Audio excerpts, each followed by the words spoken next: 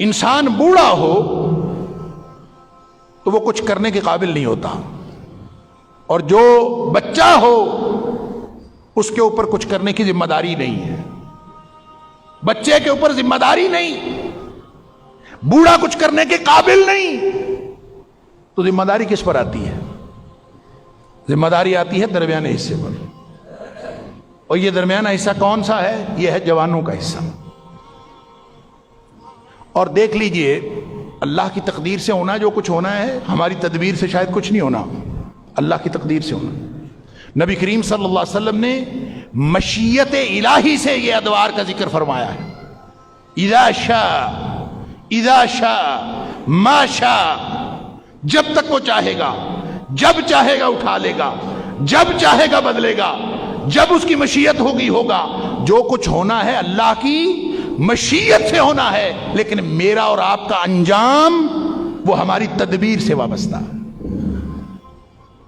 وہ جو افراد کے ہاتھوں میں ہے اقوام کی تقدیر، وہ افراد پتہ کون ہے؟ وہ ینگ جنریشن، وہ نوجوان ہیں.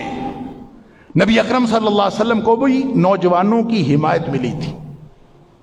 آپ کو معلوم ہے کہ بڑے بڑے جلیل القدر صحابہ جنہوں نے خدمات سر انجام دی، حضرت علی رضی اللہ تعالی عنہ، سبحان اللہ، حیدر کرار، حضرت جعفر بن ابی طالب رضی اللہ تعالی عنہ، جعفر طیار، اللہ اکبر، حضرت طلحہ بن عبید اللہ، حضرت زبیر بن عوام، حضرت سعد بن ابی وقاص رضی اللہ تعالی عنہ. یہ جتنے صحابی تھے، حتیٰ کہ حضرت مصعب بن عمیر رضی اللہ تعالیٰ عنہ، حضرت عبداللہ بن مسعود رضی اللہ تعالیٰ عنہ، یہ وہ ساری ہستیاں ہیں جن کی عمر نبی اکرم صلی اللہ علیہ وسلم کے اعلان نبوت کے موقع پر 20 سال سے بھی کم تھی. یہ جو حصہ ہے نا، یہ بہت ہی اہم ہے، جوانی کا حصہ. اسی لیے مسلم شریف کی حدیث میں جہاں نبی کریم صلی اللہ علیہ وسلم نے فرمایا نا کہ لا تزول قدم ابن آدم، کہ آدم کے بیٹے کے قدم ہل نہیں سکیں گے قیامت والے دن، حتی یسأل عن خمس، جب تک یہ 5 سوالوں کا جواب نہ دے دے یہ اپنی جگہ نہیں چھوڑ سکتا. اس کو 5 سوالوں کا جواب دینا پڑے گا. اللہ اکبر. اس میں فرمایا کہ سب سے پہلا سوال ہوگا عن عمرہ فیما افناہ، عمر کہاں ضائع کی. پہلا سوال یہ ہو، یہ جو لمحہ لمحہ گزرتی عمر ہے یہ کہاں.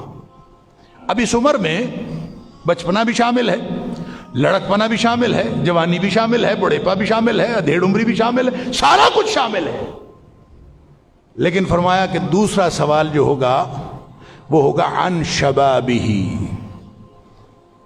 حالانکہ شباب جوانی اس میں شامل ہے. عن عمرہ فیما افناہ، اس سوال کے اندر جوانی کا سوال بھی شامل ہے. لیکن چونکہ دار و مدار جوانی پر ہے، چونکہ فرد کی اپ برنگنگ، فرد کا برائٹ فیوچر، فرد کا روشن مستقبل، اور پھر اس کی بنیاد پر سارے افراد کا روشن مستقبل، اور پھر اس بنیاد پر پوری ملت کا روشن مستقبل، اس کا انحصار ہے جوانی پر. اس لیے فرمایا پہلا سوال عمر کا الگ ہوگا اور شباب کا جو سوال ہے وہ الگ ہوگا. وعن شبابہ فیما ابلا، جوانی کے بارے میں سوال ہوگا کدھر ضائع کی. اس لیے کہ جوانی کے دوران جو صلاحیتیں ہوتی ہیں وہ پیک پہ پہنچی.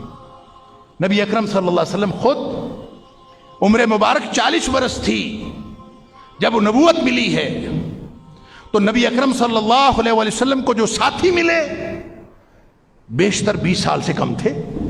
چند ساتھی تھے جس میں عبد الرحمن بن عوف رضی اللہ تعالیٰ عنہ، اور اس میں حضرت صہیب رضی اللہ تعالیٰ عنہ، حضرت بلال رضی اللہ تعالیٰ عنہ. ان کی عمریں 20 سے 30 سال کے درمیان تھیں، یہ 30 سال سے کم تھے. اللہ اکبر. اور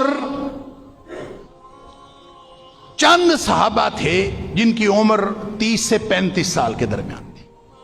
اس میں حضرت عثمان غنی رضی اللہ تعالیٰ عنہ بھی شامل تھے، اس میں حضرت عمر فاروق رضی اللہ تعالیٰ عنہ بھی شامل. ابو عبیدہ بن جراح رضی اللہ تعالیٰ عنہ بھی شامل، بہرحال یہ بھی، اور حضرت زید بن حارثہ رضی اللہ تعالیٰ عنہ بھی شامل تھے. ان کی عمر جو ہے وہ 30 سے 35 سال کے درمیان. ایک صحابی ملتے ہیں، اگر شروع والے ساتھیوں میں سے ایک صحابی کا ذکر ملتا ہے جو ان سب سے بڑے تھے عمر میں، اور وہ ہیں حضرت ابوبکر صدیق رضی اللہ تعالیٰ. اور ان کی عمر بھی نبی اکرم صلی اللہ علیہ وسلم سے 2 سال چھوٹی، 38 سال کے تھے. ان کے ذریعے سے انقلاب آیا ہے. وہ جو تکون النبوہ ما شاء اللہ ان تکون، نبوت کی پوری جو راجدھانی قائم ہوئی، وہ جو مدینہ کی ریاست قائم ہوئی، اس میں ان جوانوں کا کردار ہے. اور حضرت ابوبکر صدیق رضی اللہ تعالیٰ عنہ سے بڑی عمر کا کوئی صحابی مجھے تو تذکرہ نہیں ملا، کوئی ہوگا شاید، کوئی زیادہ عمر کا کوئی صحابی بھی ہوں گے، لیکن جد و جہد کرنے والے جو ہیں، جو نبی کریم صلی اللہ علیہ وسلم کی طاقت بننے والے، ان میں ایک صحابی کا ذکر آتا ہے عبیدہ بن حارثہ رضی اللہ تعالی عنہ. ان کی عمر نبی کریم صلی اللہ علیہ وسلم سے برابر تھی، بڑی نہیں تھی، ان کی عمر برابر تھی. اب یہ ایک وہ صحابی اور ایک حضرت ابوبکر صدیق رضی اللہ تعالیٰ عنہ کو نکال لیں تو باقی تو سارے بالکل کڑیل جوان تھے. اللہ اکبر.